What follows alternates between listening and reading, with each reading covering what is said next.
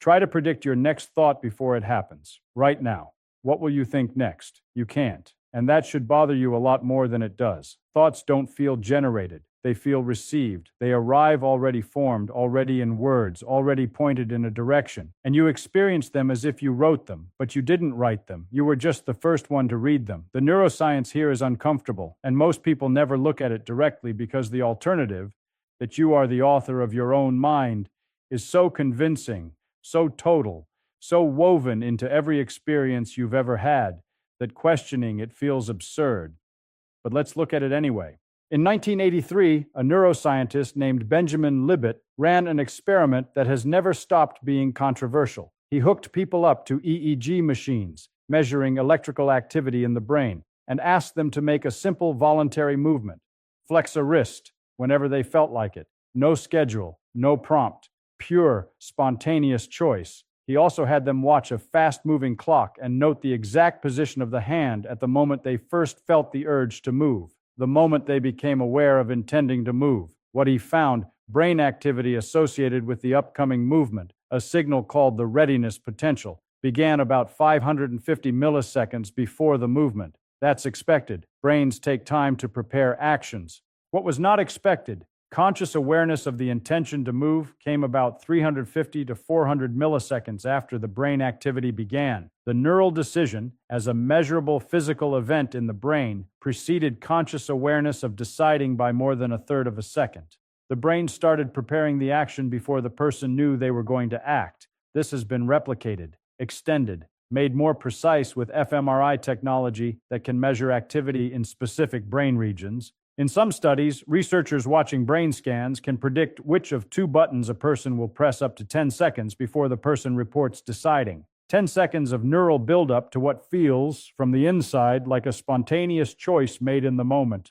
The uncomfortable interpretation, not the only interpretation, but the one that keeps coming back, is that the conscious experience of deciding is the brain noticing a decision that was already made, not making it, noticing it. You're downstream of your own choices, and it gets deeper than that. Estimates vary, but somewhere between 95 and 99% of brain processing is unconscious, not repressed in the Freudian sense, just below the threshold of awareness. Language comprehension happens unconsciously. By the time you hear a sentence and understand it, the processing is done, and you only get the result. Object recognition is unconscious. You see a chair, not a collection of edges and surfaces that your visual cortex assembled. Emotional responses are unconscious. You feel something before you know why. Social judgments happen unconsciously. You form impressions of people in milliseconds, long before any deliberate evaluation. What reaches consciousness is not the processing, it's the output, a finished product delivered to you without any receipt showing how it was made. You experience the conclusion, not the argument that produced it. You experience the judgment, not the evidence that weighed it. And then, here's the part that should really land. You construct a story about how you reached that conclusion, and you experience that story as a memory of thinking. The sense that you consciously worked through something, that you thought it over carefully, that you arrived at a conclusion through deliberate reasoning. That feeling is frequently constructed after the fact, not always, but more often than feels comfortable. This isn't speculation. There's a specific experiment that makes it concrete. Patients who have had the corpus callosum, the thick bundle of fibers connecting the two brain hemispheres, severed for medical reasons, are called split brain patients. Their two hemispheres can't communicate. Researchers can exploit this by presenting information exclusively to one hemisphere, say flashing an image only in the left visual field, which goes to the right hemisphere, and then asking the patient to respond with the left hand, which is controlled by the right hemisphere. Here's the classic version. The right hemisphere sees the word walk, and the patient gets up and starts walking. The left hemisphere, the one that controls speech, didn't see the instruction. When researchers ask, "Why did you stand up?" the left hemisphere needs to answer. It didn't see any instruction. It has no idea why the body just stood up. It doesn't say, "I don't know." It never says that. It produces an answer immediately and confidently. "I wanted to stretch my legs. I felt like getting some water." Something plausible, something that fits, invented on the spot, experienced as memory. Neuroscientists Michael Gazzaniga and Joseph Ledoux called this the interpreter. a system in the left hemisphere that generates explanations for behavior and experience, regardless of whether it actually has access to the real cause. The interpreter doesn't wait for accurate information. It fills in the gap with whatever narrative fits, and that narrative feels like recollection. The split brain research reveals it cleanly because the two hemispheres are isolated.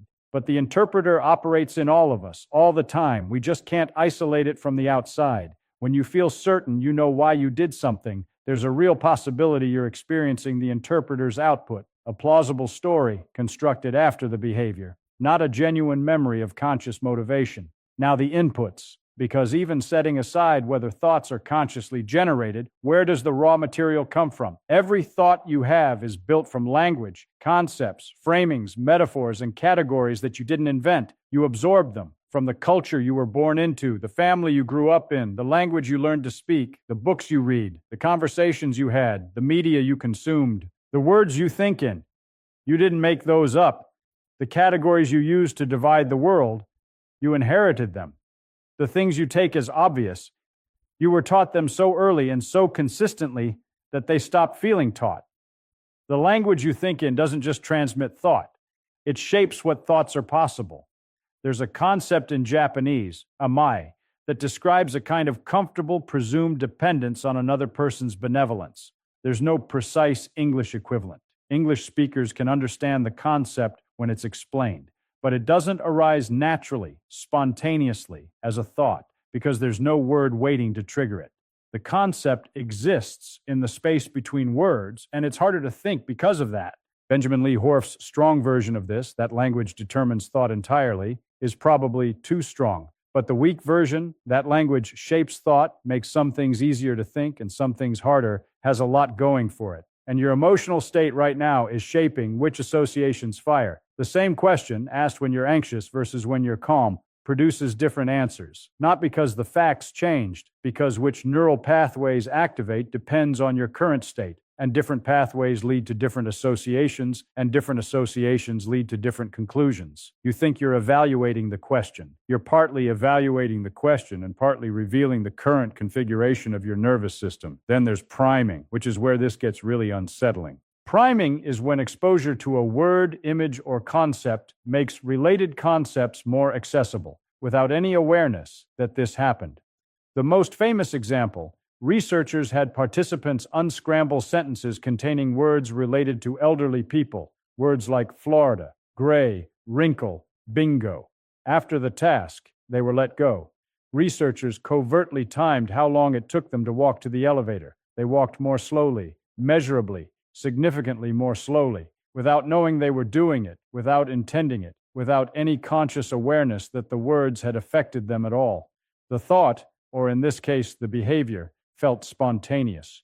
It was installed. Advertising operates entirely on this principle. You see a car ad with beautiful landscapes and freedom and adventure. You don't consciously think, I associate this car with freedom. But later, when you're considering cars, that association is more accessible. It fires more easily. It feels like your own intuition. Political framing operates this way. Whether an issue is described as illegal immigration or undocumented workers doesn't just describe the same thing differently. It primes different networks of associations before any evaluation begins. The thought that arrives after the framing feels like an independent judgment. It was partly shaped by the framing. Social media feeds are priming machines running continuously. What you're repeatedly exposed to becomes what's accessible. What's accessible shapes what arrives. The thought feels like yours because you don't remember what installed it, and the installation process was invisible.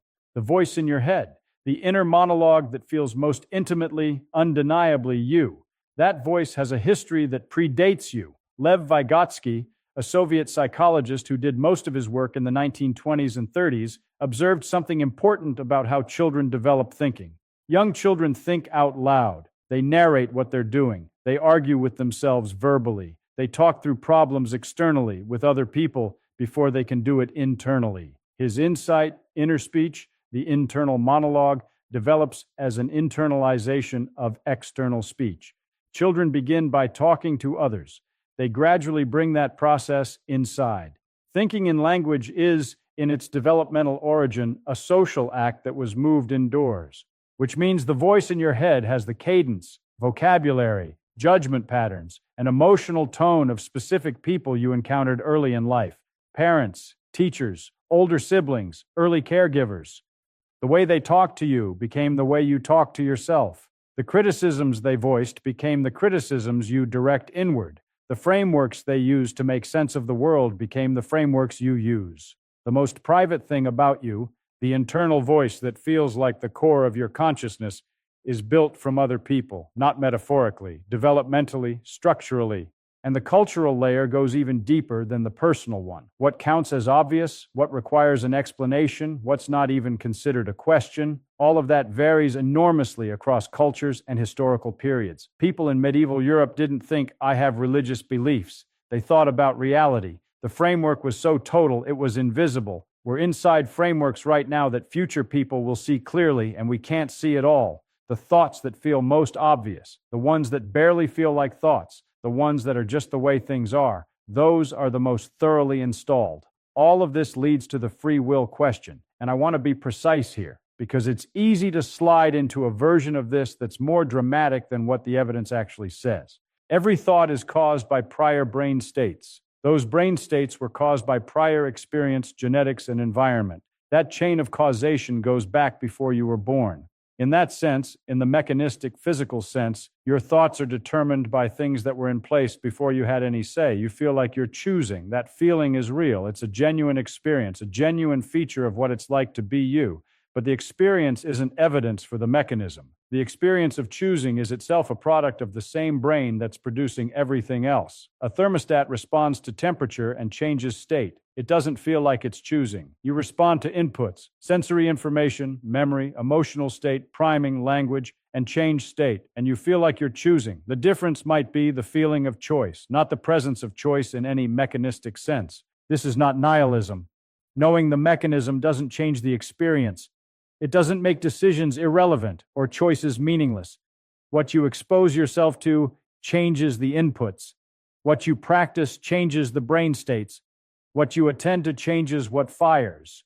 Within the determined system, there's enormous variation in what gets determined, and that variation is what we ordinarily call agency. But it does mean that I thought of this myself as a much more complicated claim than it feels like. Feynman, and this is where the title comes from, had a specific obsession that I think is the most useful frame for all of this. He was constantly distinguishing between knowing the name of something and knowing something. He'd use the example of a bird. His father taught him that a certain bird was called a brown-throated thrush, and in other languages had other names, and knowing all those names tells you nothing about the bird, its behavior, its biology, how it relates to other birds. The name is not the thing. Most of what we call our own thoughts are names. They're labels, inherited framings, second-hand conclusions absorbed from the culture and mistaken for original thinking. That's just how people are. You have to be realistic. That's not how the world works. These aren't thoughts. They're installed conclusions wearing the clothes of thoughts. Genuinely original thinking is rare precisely because it requires noticing that a category you were given is wrong, or that a question nobody is asking is the important one, or that an assumption everyone makes is false. And you can't do that from inside the assumption. You have to get outside it somehow. The scientists who changed everything, Copernicus, Darwin, Einstein, Bohr, weren't necessarily smarter than their contemporaries. They were willing to notice that a framework everyone was using was producing the wrong answers, and to take that seriously rather than explaining it away. That requires something most education actively discourages: questioning whether the category itself is right, not just whether you've applied it correctly. Questioning whether a thought is yours isn't philosophical navel-gazing. It's not paralysis. It's the entry point to actually thinking, as opposed to performing the motions of thinking while executing pre-installed conclusions. So what can you actually do with all of this? You can't stop thoughts from arriving pre-formed. That's not a realistic goal, and pursuing it will make you miserable. The unconscious will keep processing. The interpreter will keep narrating. Thoughts will keep arriving as outputs, not drafts. But there is a gap between the thought arriving and you endorsing it, acting on it, treating it as your position. That gap is small, easy to miss, but it's real, and you can learn to notice it. You can ask, when a thought arrives, especially a confident, obvious feeling one, Where did this come from? What does it take for granted? What would have to be false for this thought to be wrong? Whose voice does this sound like? Is this a conclusion I've actually examined, or is it a name I learned and have been carrying ever since? You can change the inputs deliberately. What you read, who you talk to, what problems you sit with over time, what you force yourself to argue against, all of that changes what the unconscious processes, which changes what arrives. You can't control the outputs directly, but you can influence the inputs, and the inputs shape the outputs. You can hold your most obvious beliefs with slightly more suspicion than your uncertain ones. The uncertain ones you know to question. The obvious ones feel like they don't need questioning, which is exactly why they need it most. The goal isn't to have thoughts with no origin. Everything has an origin. The goal is to be a more conscious participant in which origins you expose yourself to, and to catch the gap between a thought arriving and a thought being yours, because there's a version of you that just processes inputs and generates outputs and calls the whole thing thinking. And there's a version of you that does that, because that's unavoidable, but also occasionally steps back, looks at the output before endorsing it, and asks, is this actually true, or does it just feel true because I've never examined it? That second version is rarer. It's harder. It's what Feynman was pointing at when he distinguished knowing from knowing the name. The thought you just had probably wasn't yours in any deep sense, but what you do with that thought right now, in the gap between receiving it and acting on it, that might be the closest thing to you there is. Subscribe if this changed something. The next one goes even deeper.